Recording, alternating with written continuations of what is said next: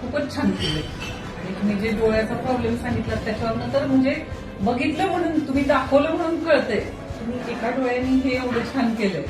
आणि देवाने जर खरंच 2 डोळे दिले असते तर तुम्ही ह्याच्यापेक्षाही आणखीन छान कलाकुसर केली असती. आणि तुमचं जे नरेंद्र मोदी साहेबांपर्यंत पोहोचायचं राहिलं ना, तर ते नक्कीच स्वप्न पूर्ण होईल. तिथपर्यंत गेलेलं नाही. आणि मी असं म्हणतात की ज्या गोष्टीची कमतरता असते त्या ठिकाणी देव त्याच्यातच हो. येतो.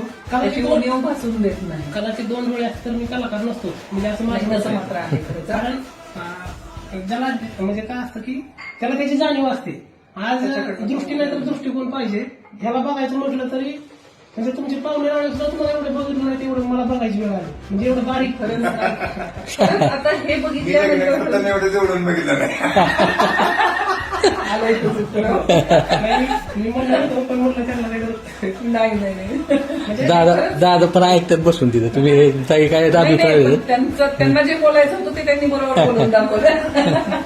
आणि आज नगराध्यक्षा काही झाल्यानंतर मी एक पिंपळाच्या पानावर कलाकृती केली. तसं तर कलाकार म्हणून बार्शीकर माझ्यावर प्रेम करतो आणि मी पण बार्शीकरांवर प्रेम करतोय. आज शांती क्रांती केलेली आहे तुम्ही, तर ती क्रांती अजून एक उज्ज्वल हो